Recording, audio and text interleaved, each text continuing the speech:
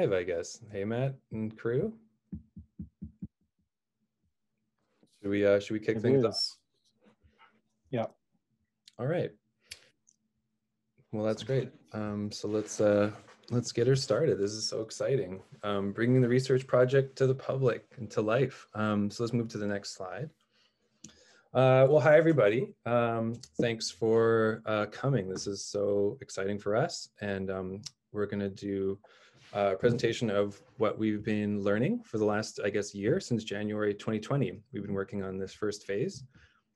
Before I go any longer or further, we do a land acknowledgement. It's really important that we do this because this research is being done on the unceded territories of the Musqueam, Squamish, and Tsleil-Waututh people. And it's the air, land, and water that is unceded. And it's really important that we think about that when we're doing this kind of research, because that context is what we try to bring to all of our work here at VMF.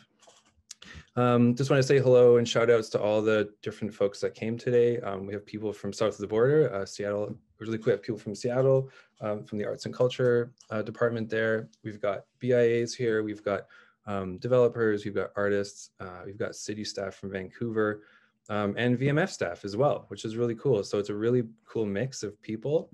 We kept the invite list really small so we could keep it targeted for folks that were reached out to in this first phase. Today we're going to do a 30-30 kind of process. So 30 minutes of presentation. We're going to try to get it even shorter, but you know how it is. We've been researching for a year. And then 30 minutes of Q&A. So if you have any questions, put them in the chat while you think of them. And then Steph, our tech host at VMF here, will be collecting them. And then we'll be able to sort of go through them and help us have a discussion for the second half of the hour. And then what else to mention? So that's the housekeeping. This project is really exciting and really close to my heart and the hearts of the people who put this together. It's been a really big learning for us and really exciting. We took this project on because doing murals and doing public art in public space, you end up just getting to know everybody. You get to know the artists, you get to know the shopkeep owners, you get to know the people who own the land, you get to know the people who regulate everything. So through those relationships over the last 5 years, we've basically realized that we can play a role in actually creating more accessible and low barrier space for artists to create work.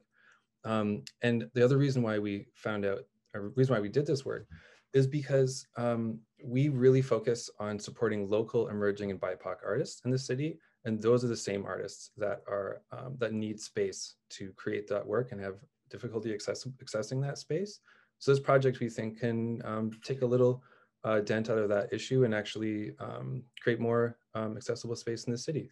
So without further ado, oh yeah, by the way, who am I? I'm Adrian Sinclair, Director of Engagement at VMF. And I'm gonna hand it over to Matt, who will be starting the first part, and you'll hear from other people in our team throughout the presentation. So thanks everybody for coming, and oh yeah, and then over to Matt. Yeah, so I'm Matt Hesse. I'm an architect, and my practice focuses on social purpose real estate, and sometimes I get to engage in some interesting research and proposal projects like this as part of that. Really, I think the starting of this project was really around these sort of questions of like, what if we could unlock, a large amount of temporary, low-cost, accessible artist studio space for the benefit of BIPOC and emerging artists in Vancouver in the near future. And that was sort of really the kind of question that we're trying to solve with this project. What we're looking at really is looking at vacant retail space that is kind of in between permanent users, permanent kind of end users, that is on the market that could be used for the benefit of artists for production, productive use, and also for exhibition uses. So that's really what we're looking at here. We know there's hundreds of thousands of square feet of that space available on a temporary basis in Vancouver on an ongoing basis. As Adrian mentioned, we have a kind of a really solid team of folks, and a lot of those people will introduce themselves kind of throughout this presentation. I just want to call out Reza Gabriel, who works with me, who's done a great job putting this presentation together, and also is currently working on the report that goes along with this. And David Dupree, who's been a solid source of kind of information and support throughout the project. see if I can get this slide to advance. The project itself is a multi-phase project. So right now we're in the feasibility stage, the very first phase of the project. And then the next phase is a kind of a pilot phase. So we take what we've learned in this first phase and then apply it. That should be starting off in the early summer, extending through into the winter of next year. After that, we take all our lessons learned and things like that we've learned in the pilot phase and hopefully apply it to something that would be more of a scalable, sustainable program going on into the future in Vancouver. I think we wanted to explore a little bit around the project context and just sort of understand that, you know, Vancouver is a very unaffordable space. It's an unaffordable place to live, but also to work. And we know that there's significant barriers to artists in relationship to that. Part of that is around the displacement of artists and the development pressure on small industrial buildings in Vancouver. Add to that the fact that there's systemic barriers for BIPOC and emerging artists, a COVID-19 pandemic, which has been very hard on arts and cultural producers, as well as on retail and restaurant businesses as well. And you know, I think we're all aware of the fact that Vancouver is a very hard place to occupy space. There's a lot of regulatory barriers that people face, and I think everybody knows someone that has a horror story when they've tried to take on space and the amount of costs and delays that can kind of happen in that process.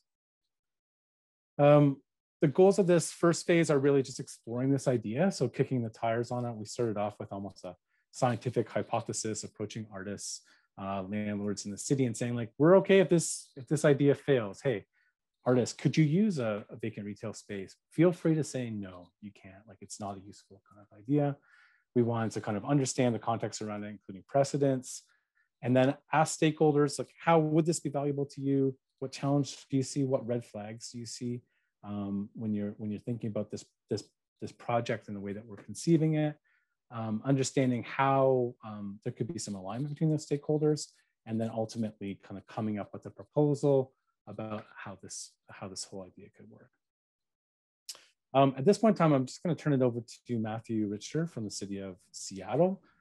He's got a very good kind of context in terms of the precedents around this project, having run a very successful program in Seattle over the last number of years.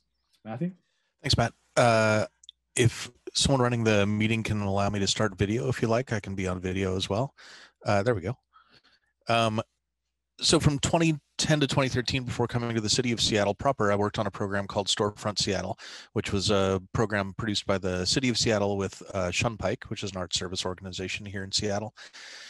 Over 3 years, we managed 27 different storefronts. We expanded from Seattle to include some suburbs, including Bellevue, Auburn, Mount Vernon, produced a couple of hundred different artists' projects, and that was both artist residencies, installation work, which was sort of set it and forget it in the windows, and then what we called creative enterprises, which was the open door, set hours, gallery spaces. We really thought about, as Matt sort of set up, this question around who are the ultimate stakeholders of a program like this, of this sort of triple stakeholder bottom line of the artists who inhabited the spaces themselves, the building owners whose spaces we leveraged with this program, and the folks walking by on the street, the neighborhood itself, writ broad, sort of. We would produce neighborhood walking tours and opening reception. In the image there, you can see the reflection of a bunch of legs standing in front of that installation on an artist tour there in South Lake Union. We, with each of these spaces, took them for $1 a month. And then in 7 different instances, we're able to take the creative enterprises that were there as pop-up activations and stabilize them into full-time tenants for those spaces. So we really became an economic development program as well, not just supporting the walking life of the neighborhood, but building a business base as well.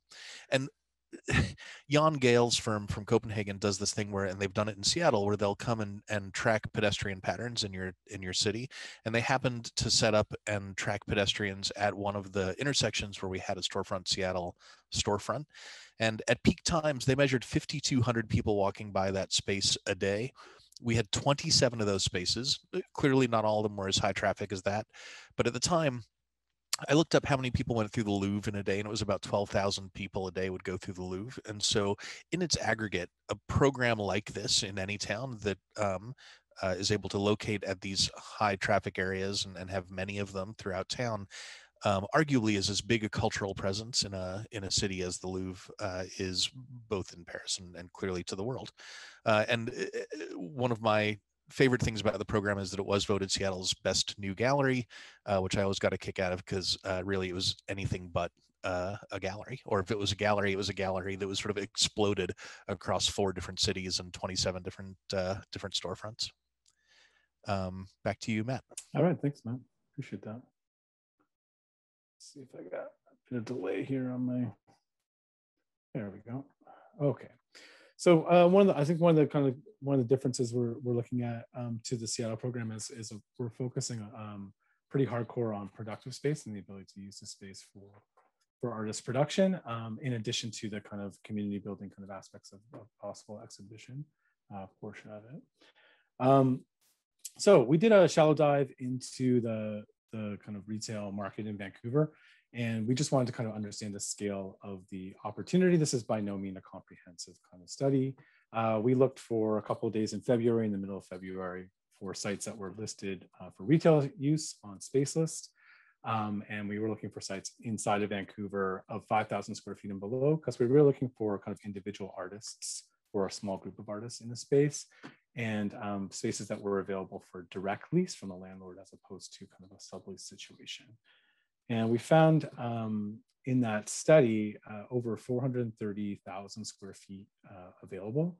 Now, I want to emphasize that this space isn't, we're not thinking of this as something that we available for permanent artist studio space. In a lot of ways, it's not suitable for that use at all, right? So we found 255, or I think it was 257 listings. And really, like, when we're looking at the costs that are advertised, is sort of an average of, if you're a real estate person, about $58 per year gross lease. If you're a regular person, it ends up being sort of, almost $5 a square foot for your gross rent. That's your operations and your rent costs. For a 2,500 square foot space, that's about $12,500 per month. The one thing that we found was that there was a high concentration in specific places. So, almost 40% of the vacancy that was listed is in downtown Vancouver, right? So that shows sort of like, I think partly the effects of COVID, but partly sort of an opportunity of a geographic focus for a program like this. And then some of the other kind of high street areas also had some significant concentration of vacancy. It kind of corresponds to where there is a lot of retail space. Another interesting finding, we contrasted the spaceless findings with the BIA map of what the areas that are under a kind of BIA program. BIA, for people that don't know, is a business improvement area, and they're really advocacy groups that support sort of the businesses in those areas. They fund programs, they advocate for the businesses that are there, and sometimes can have sort of political support or funding kind of there and help to promote different programs in the area. So that's a positive finding as well. We're looking at that, thinking that in phase 2, that BIAs would be a great partner for us to work with and develop the program. And then if we're looking at the types of buildings that we're looking at, the types of spaces, we found that 75% are below that 2,500 square foot size. So they're small spaces. Almost 50% are in buildings built more than 25 years ago. So they're older building stock. And then 75% of that were in mixed use buildings. So that's either mixed use office and retail, or mixed use residential and retail buildings. Another kind of interesting look at it, we kind of contrasted the information with the information available on VanMap, and looking at the zoning. Only 10% of those spaces are zoned outright for Class A art studios, and about half of those spaces are then available for Class B art studios. So Class A is a kind of cleaner, lower impact, less industrial type of use. Class B is a sort of dirtier, like more industrial. We're thinking of fiberglass and some other that kind of work. So not these spaces we're talking about, definitely not, the city's not thinking of them as ideal for artist studios. They're really small, older retail units. So the real primary research that we did was really talking to stakeholders one-on-one. And the three stakeholders that we really conceived of in this first phase of the project are local artists, landlords, and key members of the city of Vancouver, who are looking at the sort of both administering programs in support of cultural productive space, and also that are responsible for those regulatory kind of programs and approvals around space use.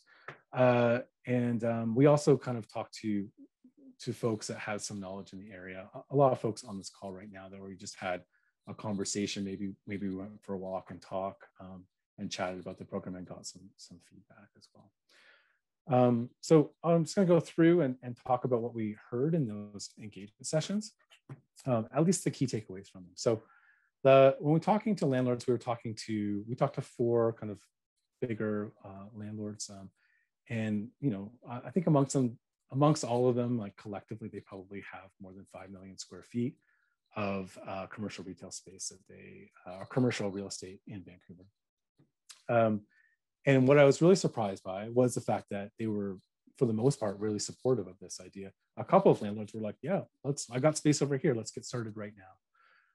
And when we kind of dug into that with them, like why are you so supportive of this idea? This idea of community building around their spaces and space activation really came out. So the opportunity really there is if they have a lot of vacant retail in one area, there's no pedestrian activity, it doesn't actually help them in any way, at least the other spaces that are available there. It doesn't kind of demonstrate the community that's around there. So the idea of bringing activity, pedestrians, color, it really would help to kind of activate the areas where they have a significant amount of retail vacancy, and over the long term help them to lease those spaces to community businesses. One of the other surprising kind of finds from this, talking to landlords, was a lot of them were concerned about helping, about kind of participating in a program like this, and then at the end of the tenancy being seen to be kicking artists out of spaces and having a negative community impression around their involvement in a project like this. So they were really concerned about having supports for artists as part of this. So supports at the front end in terms of approvals. Definitely one of the larger landlords said that they would be a real shame for an artist to plan to go into a space like this only to have their kind of like hopes dashed at the last minute because there wasn't an approvals mechanism for them. And then on the other side, supports around that end of tenancy and helping them kind of bring the space back to kind of where it would be expected in a leasing agreement, cleaning it, repairing it, help with move out, that sort of thing. So those were the two kind of key findings. I think everyone else is sort of aware that there probably is some additional hassle and costs associated with that, and also the ability to continue to show the space so that it remains on the market for lease. And with that, I'm just going to turn it over to Jermaine Coe, who was responsible for kind of collaborating and communicating the artist engagement piece to talk about that process. Jermaine? Great, thank you. Thanks, Matt. I also am willing to have my video on if you would permit it. Okay, great. Thank you. Thanks, Matt. My name is Jermaine Coe, and I'm a local artist and organizer, and have recently finished a stint serving as the City of Vancouver's first engineering artist in residence. So the work that I do brings me into contact with a lot of different kinds of artists. So my role in this project was to convene some discussions with individual artists that I knew had some experience with navigating the landscape of having to find a studio space in Vancouver, and with this focus on the younger range of artists, emerging artists, and BIPOC artists. So I specifically chose in turn to go to artists who chose to go to artists who in turn had have a lot of connections with peers, either through artist collectives or through artist organizations that they're part of. And so we sat down with a half dozen local artists for some wide-ranging, we met up in some of the sample types of spaces that could be available. And we had some wide-ranging conversations around what their experiences had been in finding, leasing art studio space, and what they would see as the opportunities for these types of spaces that we were meeting in. And so you see on the slide, of course, some of the opportunities and some of the barriers that came up through these various discussions. Obviously, first on the list is access to space, which is a thing that obviously artists need. Many of the artists that we talked to could see the potential to produce work that they couldn't otherwise do in the relatively small spaces they were working in. They saw opportunities for to use these types of public-facing spaces as exhibition opportunities or other kinds of public gatherings. For example, the Musqueam carver Crystal Sparrow had said that she could imagine using the space that we met in as a space for workshops, and other some of the other opportunities that were noted were things like Sarah Molchan, who is an emerging painter and responsible for alumni relations at Emily Carr.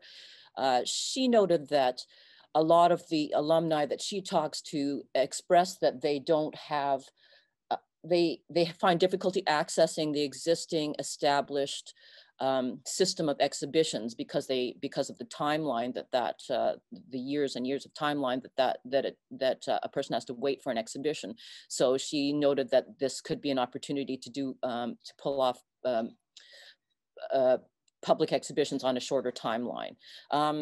Of the barriers that they mentioned, you know, first and foremost, of course, is a concern about costs and minimizing those.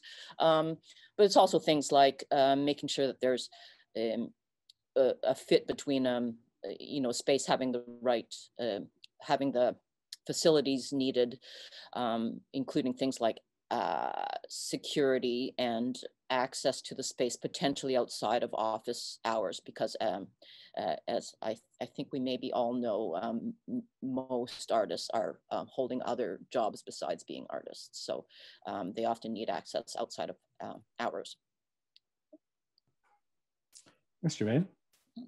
And yeah, I guess I was a little remiss in the beginning of the stakeholder engagement just to say that what the methods were. So we really met with folks for about an hour a piece, and we did it. Some people in person. The artists, we tried to convene those engagement sessions in a typical leasehold space, one in the Benthall Center and one in the River District. And otherwise, we did Zoom, and occasionally with one group we're collaborating over email. So the last group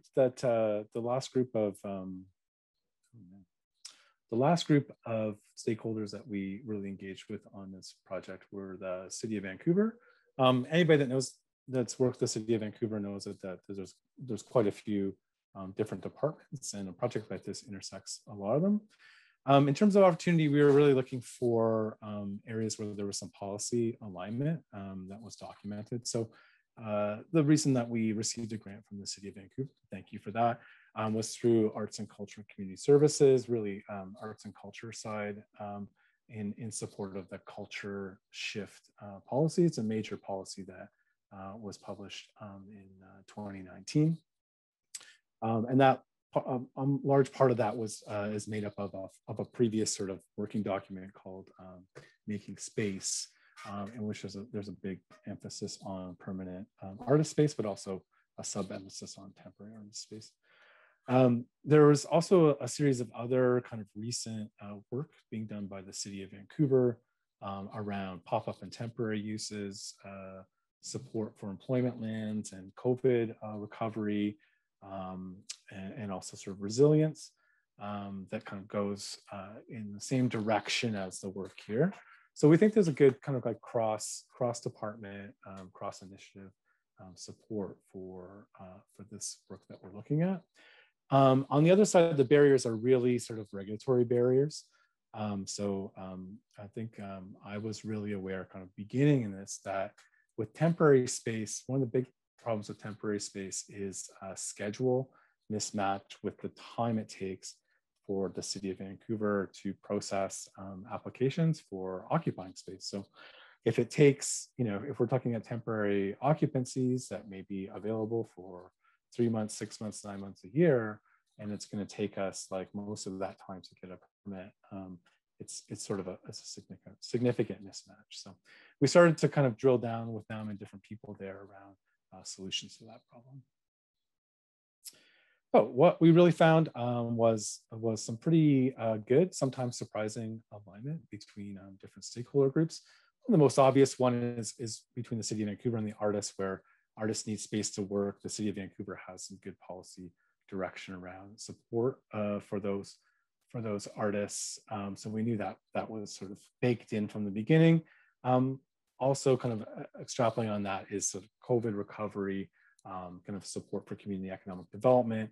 There's good overlap between landlords and the city of Vancouver in terms of these temporary activations of spaces and community building. Artists obviously benefit from the space from the landlords. And then the one thing I was really significantly concerned about at the beginning was understanding the landlord's point of view. Why would they want to support this? Why would they want to go to the trouble? Why would they want to give up space in an affordable way? And really understanding that there needs to develop a community around their spaces, activity around their spaces, and interest around their spaces is sort of a significant overlap, and helps also with that COVID recovery and community economic development piece. So we get to what's our proposal? Our proposal is for a residency program for artists in vacant spaces. I think at the beginning of this, we didn't know if maybe a matchmaking service or something like that, where there was a kind of direct connection between landlords and artists, was something that we were going to go with. But really kind of looking at it in terms of probably the time that the space is available, and the need to have kind of a single sort of entity that's responsible for making deals with landlords and having those lessons learned and repeated across tenancies, and also the ability to kind of like come to hopefully a system or an agreement with the city of Vancouver and provide kind of a single kind of organization or entity that's responsible for life safety and quality assurance and insurance and all that stuff. Really points to kind of a residency program as the way to go with this type of program. Part of that is the fact that organization could attract funding over a longer kind of time period, and then provide affordability for artists in that way. Hopefully negotiate a clear approvals path with the city of Vancouver, and then provide that flexibility with landlords of having sort of a partner at the table. I think that's sometimes understated what the issues are, that having people that sort of have a vocabulary in commercial real estate is really key for the efficiency of some of these transactions that happen. So having a partner across the table that they can kind of get a deal in place in a way that's efficient and comprehensive with the landlords is key. One of the things with the residency program we're thinking of is it helps to potentially build, especially for emerging artists, like opportunities, builds their CV. There could be parts of this program which are related to mentorship and network development and capacity development around taking on space. The residency program also allows us to put in place a kind of a selection process that really favors BIPOC emerging artists, so that the folks that really need some support in terms of building equity in Vancouver receive it through that program. And then hopefully with something that would be sort of a residency program at a multiple number of sites, that there would be sort of an identifiable sort of brand potentially identifiable sort of like festival or other sort of activities associated with that that could be promoted kind of from a central source, either websites, BIAs, and that sort of thing. And the other part of that too is really tracking those sort of lessons learned, tracking how that community economic development is working, so that we can kind of understand its place in the COVID-19 recovery. The other part of this really is looking at potential approvals path. I could talk all day about this particular slide, so I don't want to do that. I'll wait for questions at the end. But really, like if we look at a traditional sort of like permit process, it takes a long time. You know, the number here of 36 weeks is from Local BC's report, what they kind of went through with small business, and saw that it took an average of more than 8 months to kind of to go through the entire process from development permit to business license. It really often is sort of like dependent on you having a bunch of consultants, architects, co-consultants, engineers, general contractors kind of on your side to speak the language that the city speaks and provide the documents that they want you to provide. There is, you know, it's taken on a kind of a very site-by-site, very specific basis, because it's really meant for a permanent use or the next permanent use, someone that's going to be there for 5-10 years. And so the city takes the time to make sure that all the I's are dotted and T's are crossed. And then there's sort of there's a cost of the consultant and the process to that, but there's also the potential risk of triggering base building upgrades in a way that is not common sense or understandable for even for architects. How that works. It is sometimes a surprise in buildings how much cost that you can inadvertently trigger taking on the wrong space with the wrong type of use. The alternate path that we're looking at is one that doesn't go through DBL, which is development buildings and licensing. It's going through a different department called film and special events. So we had a light bulb moment where we're like, oh, wait a second, this project that we're proposing, temporary cultural production in a non-artist studio space, is really very similar to film and the way film works. You might want to film your episode of Superman in a store on Main Street someplace. That's fine. You make a deal with the landlord. You sign kind of a license agreement or a sublease agreement. You agree to kind of provide all the life safety that you need to from work safe provisions and other safety legislation. You make a deal to kind of you know, around the continuity of the space. So you take photographs and you make sure that you put it back the way you found it. And if you can't, then you do some construction and repair work to make that happen. And at the end of the day, the city regards that activity, at least tacitly in their documents, as something that just happens. You have a business license on a production office someplace, and the film shoot locations are not the subject of a business license at that specific address, right? From what I understand, you know, film and special events doesn't even provide licenses for private locations like we're talking about. The other thing we found from them was when they're looking at their event licensing, so they do big events like the fireworks and English bands and smaller events all the way along. They look at it from a sort of low, medium, and high capacity or high complexity point of view. And we had a great conversation with someone there that's responsible for developing this sort of event checklist, all the safety and collaboration that has to happen around that, and talking them through kind of like what we were proposing versus what they typically do, which are sometimes very complex events. If we think of some of the 420 events that have happened in the past, or some of the sort of like festivals or concerts that happen in Vancouver, they can handle those really complex events. We're talking about a couple of artists in a retail space, pretty much with the door locked for most of the time, kind of going about their work in a reasonable way. It almost falls off the end of their chart in terms of how complex it is and the life safety concerns around that type of event. So we're hopeful in the next phase to kind of work with them to find a way to kind of find an approvals path for this, because I think we all know that pop-up happens, right? We walk around the city, people in the building department and people outside of it, and they see it and they know what's going on, and they know it's not unsafe. At the same time, they may not be able to say like, hey, that's an approved use, right? it would be nice for a program like this to be able to celebrate it, for the city to be able to promote it, and for us to find an approvals pathway that everybody is comfortable with, but isn't so onerous that it's a project killing pathway. So as we said at the beginning, this is the next step is pilot projects. We've got our fingers crossed on some funding coming in, and then we're looking at probably June starting to develop the pilot projects. We'll probably do that through the summer, and then in the fall, hopefully we will be working with artists and landlords to get people into space.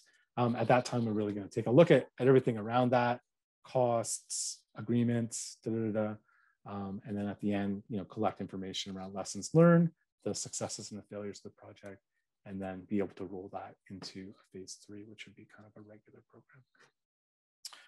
program. Thank you so much for your time and listening to this presentation. This is the 90% presentation. Part of the reason it's 90% is because we want to hear your questions and comments. So you form up like a good portion of that last 10% of the work. If there's something, there's a blind spot that you're seeing, a question that you want to ask, or a helpful hint that you want to give us in terms of developing the rest of this phase 1, please, we'd love to hear from you right now. Well, we have a couple questions from the chat, Matt. Sure. Actually, the first question is for Matthew. And Omar is asking, were there any comparisons between the foot traffic before and during the time the spaces were part of the program? There wasn't anything official. The numbers that I referenced were created before we started the Storefront Seattle program. There was a bunch of anecdotal reporting that there was more traffic around the projects themselves, particularly in the Pioneer Square neighborhood, which in Seattle is the south end of downtown and really joins the rest of downtown in this sort of like 9 to 5 weekday activation that then drops off really hard at 5 o'clock and on the weekends as well. And we found that, or we heard that there was an increase in foot traffic on the weekends right around those projects, but no, there was no official count during the projects. Okay, thank you, Matt. Here's another question for you as well. And this comes from Gavin. Could you elaborate on how and why the temporary leases resulted in longer term tenants? Sure. For the creative enterprises, we used to call it, launching a business with training wheels or with a safety net, in that there was no occupancy cost, or at least no significant occupancy cost for the first 3 months. And you had the support structure of Shunpike and the Storefronts program behind and around the launch of the organization, and that the expectation was that it ends in 3 months. There's no sadness at the end of the 3-month period when the organization or the store closes. And so the sort of value add was, is there any potential to continue this into the future? And we could extend the term a month at a time, 2 or 3 months at a time, and sort of test this idea out with the public before committing to a full-time occupancy of a space. One of the things that we were also able to negotiate in, I think, almost all 7 of the examples that I was talking about, instead of going from 0 to 60, where you're paying $1 a month, and then on day 90, you start paying $3,000 a month for a 1,000-foot storefront downtown, we would stair step these relationships and say, let's go from $1 a month to $500 a month for the first couple of months, and then double that for the next couple of months, and work with the property owners and property managers and with the projects to what I always referred to as stair stepping these leases into a full market rate, and building that relationship so you sort of get both entities used to one another over the course of that stair step. So that was the mechanics of how that worked often. And the how was just simply, like I said, you're launching a business with a safety net. And then if you're able to exceed those expectations of the closure at the end of 3 months, then great. That's the sort of the icing on that cake. Okay, thank you, Matthew. We have other questions here from Terry. The question may be for you, Matt. How does this work with current zoning of specific neighborhoods? Yeah, so certainly the zoning would be non-compliant The whole idea is similar to around film, in which we're occupying a space for kind of with a non-compliant use for a temporary period of time, with some guide rails around it. So I think there's a lot of commercial zoning districts that allow artist studios as a conditional use, but that still presupposes you going in for a development permit to get approval for using that space for that studio use. And you're starting down that approvals pathway that we discussed. I'll give you an example. I'll try not to kind of give away too much because the person wanted to remain anonymous, but last year I worked with an organization that was in kind of an existing building where they are already occupying it for a use. And they just wanted to pull a business license on the space, and they wanted to see what the implications of that were. So I worked with them. We went through, spent some time and some money with the city and getting information from them. And it turned out that with no work at all proposed, that they would have to seismically upgrade the entire building to pull their use on the suite they're already occupying. It's like a 500 square foot suite that they want to pull essentially a business license on. So, going down that DBL approvals pathway has a lot of sort of risk to it, even if we're just looking at zoning. But zoning isn't usually the most onerous component of that. It's around that change of use in the occupancy type, as opposed to the zoning use. Awesome, thanks, Matt. And I think that answered another question as well. So we have another question from Maria. Where do we find the listings for the vacant storefronts? Oh, the listings that we had looked at. That's I'm guessing that's what you're asking. Sorry, it's on the chat, so you can't answer the question. The listings that we looked at were on spacelist.ca, so www.spacelist.ca, and they're sort of an aggregator of commercial listings. So Vancouver is just one of the cities that they do that for. So if you look it up, there's search terms just like you would look up on MLS for kind of residential listings or kind of a commercial listings kind of aggregate. Okay, great. From Anastasia, we have, what is the city's response to your proposed approvals path phase? I can probably field that. So what's been great about the first phase is that we've really kept it a feasibility phase. So we just look at opportunities. What are all the opportunities bucket, and then barriers? What are the things that would make it not work? And we've contextualized all of our conversations with the different folks at the city with that framework. So we've been really careful not to propose anything. Even in this slide, we're like, we don't want to propose actually anything. We had to propose something, a general framework. So we've talked with actually a bunch of folks at the Film and Special Events. We've talked to people at DBL, and we've talked to folks at Arts and Cultural Services, bylaws. We've kind of talked to everyone, which has been great. And we just asked them, why wouldn't this work? And they give all the answers. And then why would it work? Get all the answers. So phase 2 is actually where we explore where all the things of how it would work. We stack them all up and we represent it back to the city and the different stakeholders, and everyone takes a cut at it.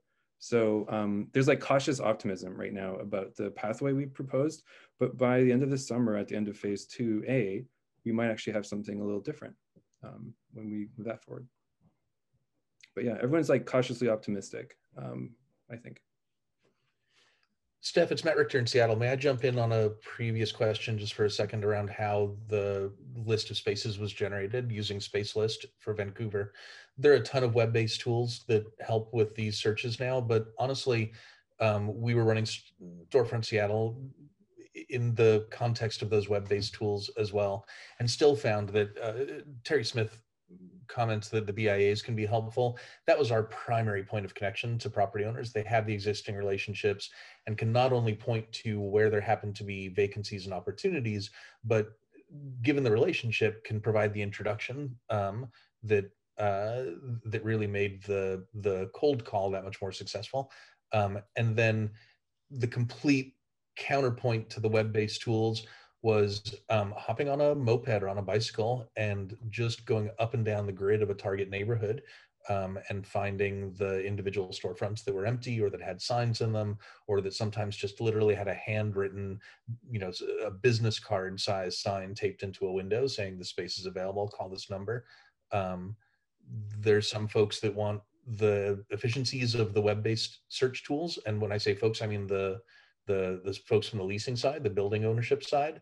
And there are some that really want to find those relationships interpersonally. And so often just like walking the grid of the target neighborhood was the way where we found the highest percentage of spaces that worked out for us in the end.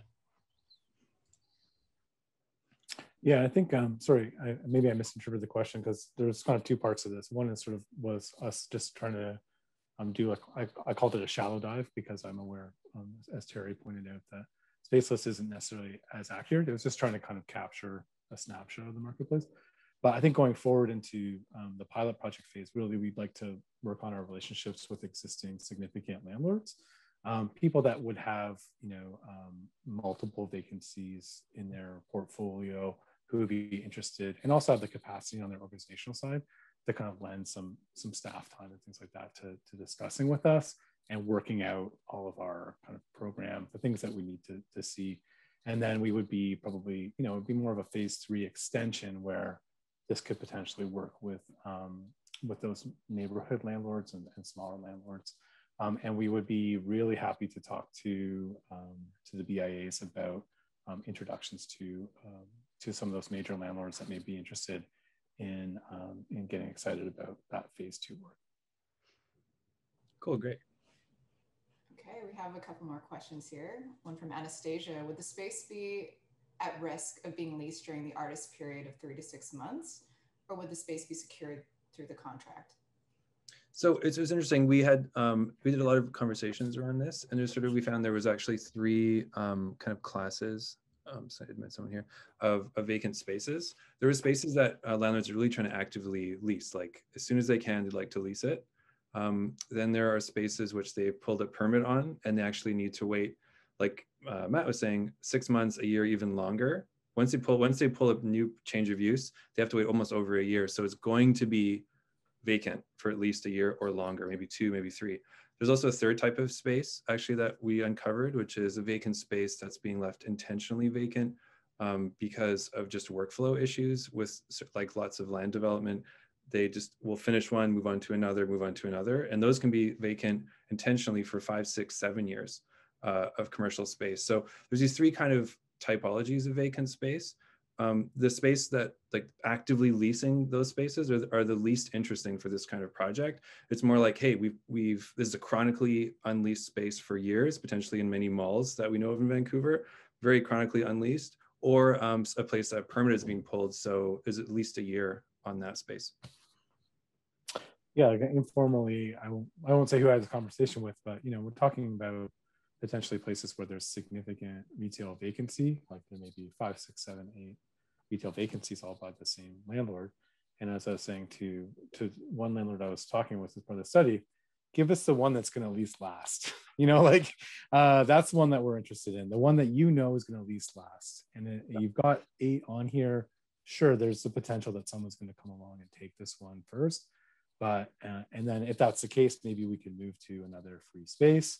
We haven't really worked out all of those details, but that's why we're interested in some of those bigger landlords, because they may have sort of like entrenched vacancy, a number of vacancies at a single site, which they can pretty much be sure that site's going to be vacant for some duration. The other part of it is, in this respect, is if we can find an approvals path that anybody coming in has got to pull for a permanent kind of use of the space, has typically got to pull a permit with the city of Vancouver. And the barriers there around the schedule are actually a bonus for us, because somebody looking to lease a space may not be able to occupy it for a significant amount of time if they're waiting on development and building permits. Okay, great. Thanks, Matt. Another question we have is, are these residencies going to be an award, or are artists going to have to pay for the residency opportunity? Great question. So phase 2 is when we're going to design and develop that with folks and actually maybe a good person to Jermaine. I know like you're going to be helping lead on this part of like how if we have an advisory or what's the sort of intake process, things like that. But we're going to be developing that with Jermaine. For sure. I'm not sure. We were approaching this project from a viewpoint that, the way that Matt had introduced the project, being that each of the sort of stakeholder groups brings something to this relationship, and for each of the stakeholders, there's a kind of value proposition. I know that's a weird way for an artist to talk, but you know, each person brings something and gets something, and you know, the recognition is that what artists are bringing is you know, is their ability to create interest in a neighborhood, to add to cultural production and so on. And so, and that the thing that they have the least of is money. And so I think that this entire relationship is based on the idea that what artists are bringing to this potential opportunity is not money. That's not the thing that artists bring to this. And so I think that that's a basic starting point for thinking through what this project would potentially mean for artists. Absolutely. Yeah, and then in terms of the programming of who gets to go where, kind of thing, I think there's probably two approaches that we're going to take a look at into phase two. Not to tip our hand too much, but one, it would be sort of like some kind of an advisory board that could make those recommendations, or potentially looking to partnerships with artist-run centers who could then program the space, or a combination of both of those kind of avenues. So that's how we're thinking about it right now, and that's some of those issues is what we will be looking at in phase two. Awesome, thank you, Matt. And have there been any concern from any stakeholders about the spaces potentially being inhabited and not just used as temporary work studios? No, really, no one's really been concerned.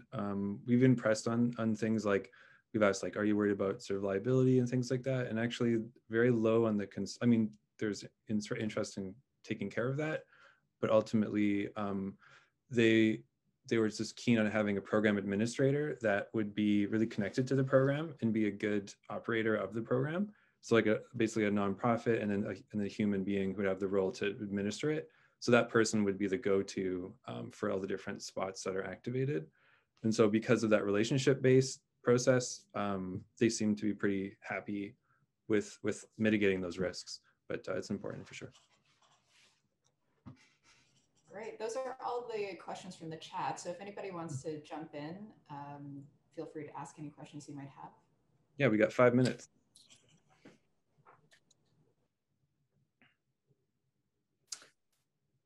Maybe I'll just add on, if people are thinking of questions, that we really brought that question up about sort of misuse or unintended use of this space.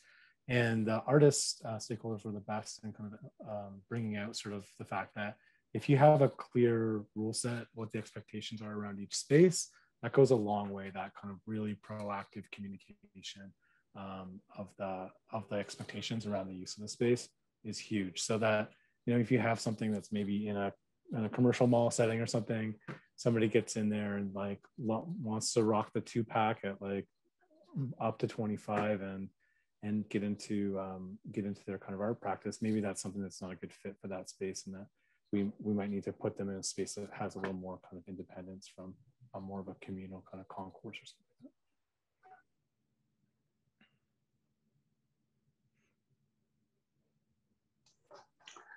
that. Hi, this is Omar. Maybe just a quick comment building on the question that I did earlier around the measuring the foot traffic before and after. Maybe that's something that you can consider for the pilot also, just to demonstrate and have evidence that what is the difference in foot traffic, and then other economic indicators. I think it would be really helpful in terms of having support. Thanks, Omar. That's to measure the impact is a crucial piece. I'd love to follow up with you more about that. Actually, that'd be a really cool way to add to this. Sure. Just want to just do a little like excitement moment. I guess we're done. I'm feeling very relieved. This has been a huge monumental undertaking. We've talked to so many people. And I just want to say thank you to a lot of people on this call, actually, because we're going to talk to a bunch of you in advance. That's kind of why we also invited you, because we want to talk to you in the next phase. And also everyone who we've already talked to, big thanks to you as well. Our team is like just so focused on like figuring out ways for artists to be in the city in an equitable way, especially BIPOC and emerging artists. So we've been putting our hearts and minds into that. And I've been here for 25 years trying to create more opportunities for artists in arts and culture.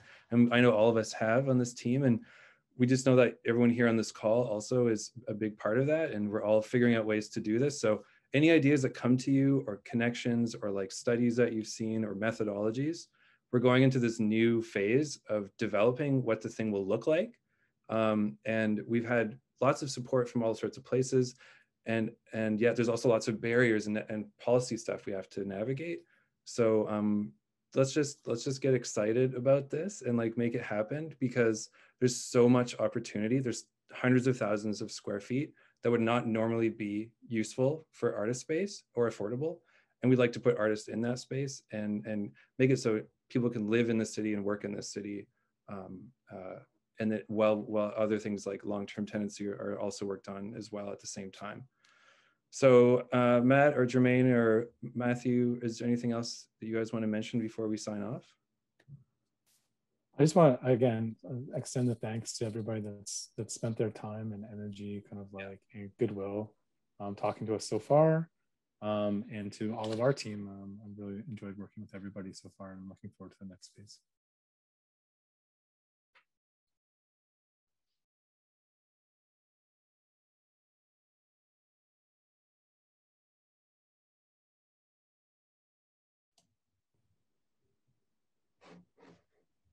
Okay, great. Well, I guess we're all done. I'm just going to make sure I capture I'm going to copy all of the amazing, lovely things that are coming in on the chat. And then we're recording it as well. And we're also, if you want, we'll send you the deck.